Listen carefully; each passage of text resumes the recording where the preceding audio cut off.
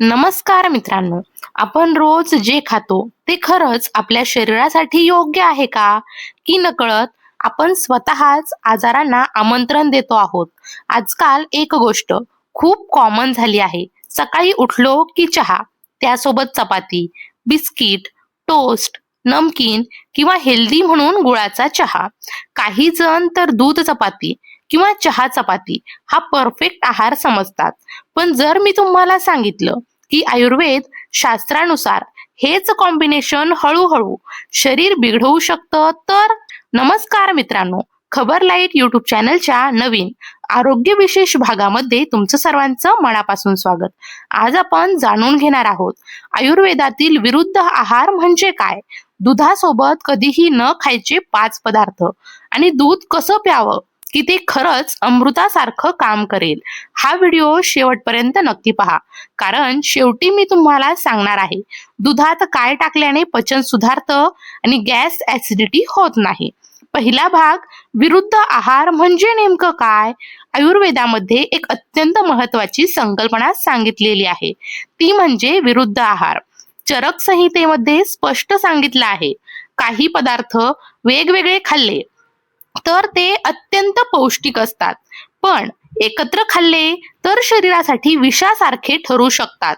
हे ऐकायला थोडंसं विचित्र वाटेल, पण विचार करा, पाणी जीवनासाठी आवश्यक आहे, वीज देखील उपयोगी आहे, पण दोन्ही एकत्र आले तर काय होतं?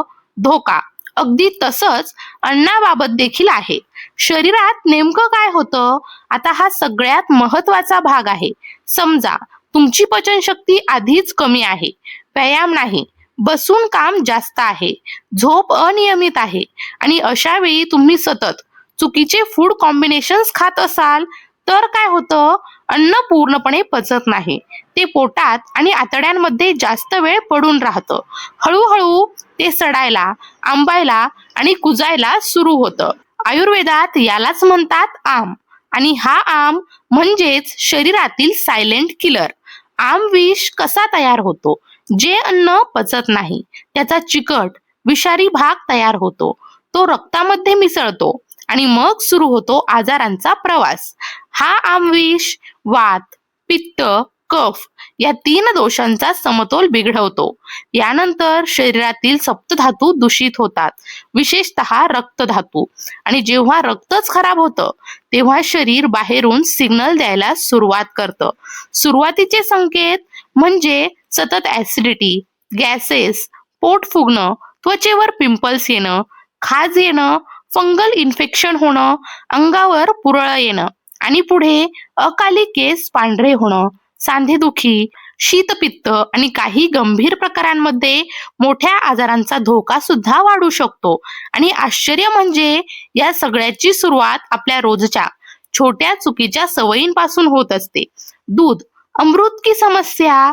दुधाला आयुर्वेदामध्ये पूर्ण आहार म्हटलं आहे. लहान बाळापासून ते वृद्धांपर्यंत सर्वांसाठी उपयोगी. पण दूध एकटं घेतलं तर अमृत आणि चुकीच्या पदार्थांबरोबर घेतलं तर समस्या. निसर्ग आपल्याला संकेत देतो. एक साधा प्रयोग करा, दुधामध्ये चुकीचा पदार्थ टाका आणि दूध लगेच फाटतं. पोटामध्ये सुद्धा हाच प्रकार घडतो.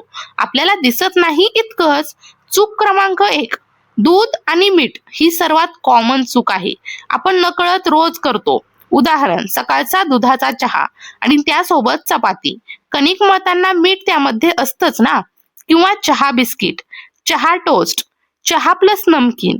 पॅकेटवर पाहिलं तर जवळपास प्रत्येक स्नॅक मध्ये मीठ हे असतंच. जरी प्रमाण कमी असलं तरी परिणाम हा होतो. चिमूटभर मीठ टाकलं तरी दूध फाटतं. मग विचार करा, पोटामध्ये काय होत असेल? हळूहळू पचन बिघडतं आणि आम तयार होतो. चूक दुसरी, दूध प्लस फळं. आजकाल हेल्दी नावाखाली सर्वात जास्त चालणारी चूक, मिल्कशेक, केळी शेक, स्ट्रॉबेरी शेक, मिक्स फ्रूट शेक. आणि आयुर्वेदानुसार फळं आणि दूध यांचे पचन वेगवेगळ्या पद्धतीने होते. एक लवकर पचतं तर दुसरं हळू पचतं. मग शरीर गोंधळात पडतं. विशेषतः केळी, चिकू, आंबट फळं हे कॉम्बिनेशन कफ वाढवतं. परिणाम, वजन वाढ, सुस्ती, पचन मंदावणं. पण काही अपवाद आहेत. पंचामृतामध्ये दूध आणि केळी असतात, कारण त्यामध्ये मध, तुळस यांसारखे संतुलन करणारे घटक असतात. म्हणूनच प्रमाण महत्वाचं आहे.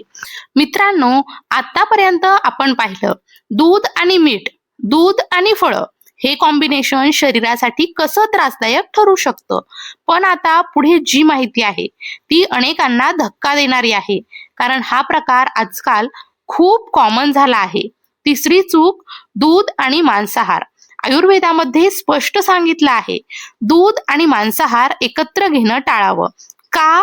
कारण दोन्हींची पचनक्रिया पूर्णपणे वेगळी असते. मांसाहार हा स्वभावतः जड असतो, तो पचायला साधारण 6 ते 8 तासांचा वेळ घेतो. दूध मात्र वेगळ्या प्रकारे पचतं.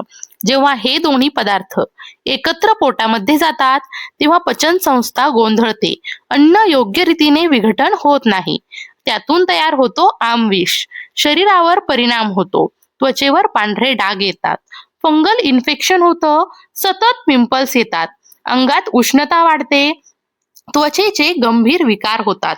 विशेषतः ज्यांचा व्यायाम कमी आहे, बसून काम जास्त आहे, त्यांनी हा नियम नक्की पाळायला हवा. ज्या दिवशी मांसाहार केला असेल त्या दिवशी दूध, दही, ताक किंवा दुधाचे पदार्थ टाळावेत. शरीराला पचनासाठी वेळ द्या.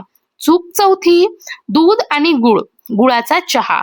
आजकाल सोशल मीडियावर एक ट्रेंड चालू आहे, साखर सोडा, गुळ वापरा. हो, गुळ पौष्टिक आहे, त्यामध्ये खनिजे असतात, पण प्रत्येक हेल्दी पदार्थ प्रत्येक वेळी योग्य असतोच असं नाही. दुधामध्ये गुळ टाकल्यावर काय होतं? दूध लगेच फाटतं. हा निसर्गाचा स्पष्ट संकेत आहे. निसर्ग नेहमी आधी इशारा देतो, आपणच दुर्लक्ष करतो. सतत गुळाचा चहा घेतल्यास आम्लपित्त वाढतं, शरीराला उष्णता वाढते, कफ वाढतो, त्वचेवर खाज, सूज आणि जडपणा. पूर्वीच्या म्हणींमध्ये सुद्धा दुधात साखर असा उल्लेख आहे, दुधात गुळ अशी म्हण का नाही? कारण अनुभवातून नियम तयार झालेले होते. चूक पाचवी, दूध प्लस तिखट किंवा आंबट पदार्थ. ही चूक जवळपास प्रत्येक घरामध्ये होते. जेवताना तिखट भाजी, आमटी, लोणचं, लिंबू आणि जेवणानंतर लगेच दूध किंवा सकाळी लिंबू पाणी आणि लगेच दुधाचा चहा. हे सुद्धा विरुद्ध आहार आहेत, कारण आंबट आणि दूध एकत्र आले की दूध पोटामध्ये फाटतं आणि पचन बिघडतं. आता बघा विशेष नियम, हा खूप महत्वाचा भाग आहे लहान मुलांसाठी. जेवण आणि दूध यामध्ये किमान 1 तासाचं अंतर असावं. मोठ्यांसाठी किमान 2 तासाचा गॅप आवश्यक आहे. हा एक छोटा नियम आहे, पण मोठे आजार टाळू शकतो. मग दूध कसं प्यावं? आता सगळ्यात महत्वाचा प्रश्न, दूध पूर्णपणे बंद करायचं का? तर नाही. योग्य पद्धतीने घेतलं तर दूध औषधासारखं काम करतं. आयुर्वेदामध्ये काही पदार्थ दुधासोबत हितकारक सांगितले आहेत. सुंठ म्हणजे सुकं आलं, दुधामध्ये चिमूटभर सुंठ पावडर, म्हणजे यामुळे पचन सुधारतं, गॅस कमी होतो, कफ कमी होतो, शरीर दुखी कमी होते. लहान मुलांसाठी अगदी कमी प्रमाण असावं. दुसरं, हळद, विशेषतः थंडीच्या दिवसांमध्ये पाव चमचा हळद टाकलेलं दूध रोगप्रतिकार शक्ती वाढवतं, सांधेदुखी कमी करतं आणि शरीरातील सूज कमी करतं.